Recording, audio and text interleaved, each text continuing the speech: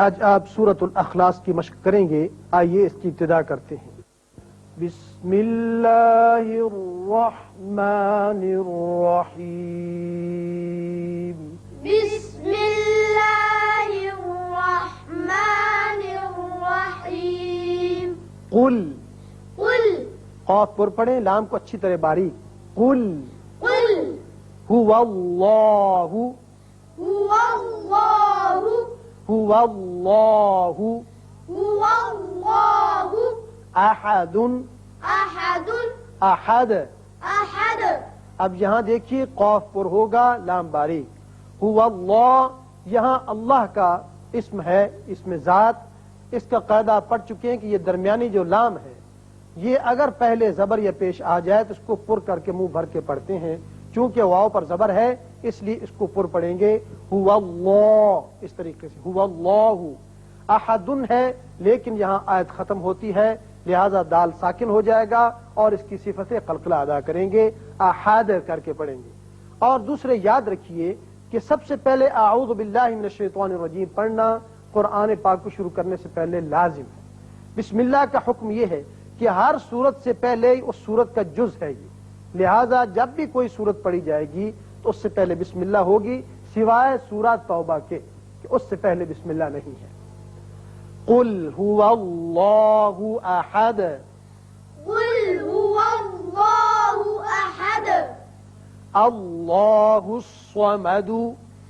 اللہ الصمد. یہاں پھر دیکھیے الف پر زبر ہے لہذا اس میں اللہ کا لام پر کر کے پڑھا جائے گا. اسی طرح صاد حروف مستعلیہ میں سے ہے، یہ پر ہوگا.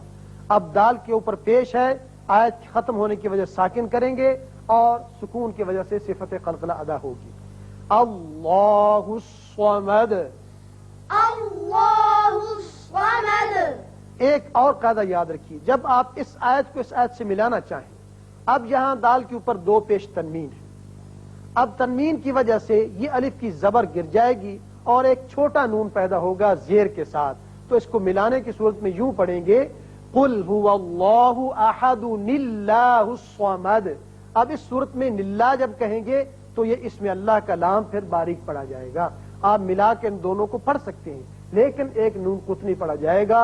قل هو اللہ احد اللہ الصمد اس طریقے سے. لم یلد لم یلد. یہاں میم ساکن ہے، اظہار شفوی ہوگا. دال ساکن ہے، صفت قلقلہ. لم یلد لم یلد ولم یولد. ولم یولد. یہاں بھی میم ساکن ہے. آپ کو معلوم ہے کہ میم ساکن کے بعد میم اور با کو چھوڑ کر باقی 26 حروف میں سے کوئی بھی آ جائے تو وہاں میم کا اظہار ہوتا ہے. ولم لمبا نہیں کرتے. یولد دال ساکن ہے، صفت قلقلہ. یہاں وقف کی صورت میں بھی یا دال ساکن پڑھا جائے گا اور وصل کی صورت میں اگلی آیت سے ملانا چاہیں گے تب بھی یولد ہی پڑھیں گے. وَلَمْ يُولَدْ ولم یولد. لم یلد ولم یولد.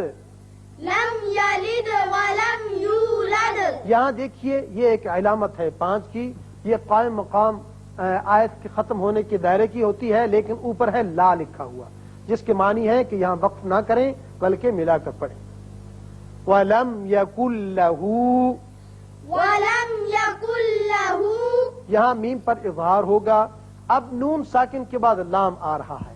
آپ نے نون ساکن تنوین کا جو قاعدہ پڑھا ہے ادغام کا، اس میں تھے 6 حروف یرملون، لیکن ان میں 2 تھے ایسے جہاں کی ادغام بغیر غنہ ہوتا ہے، وہ تھے لام اور را.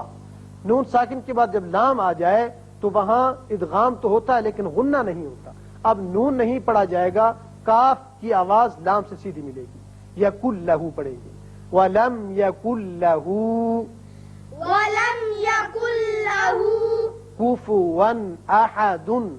کفوا احد.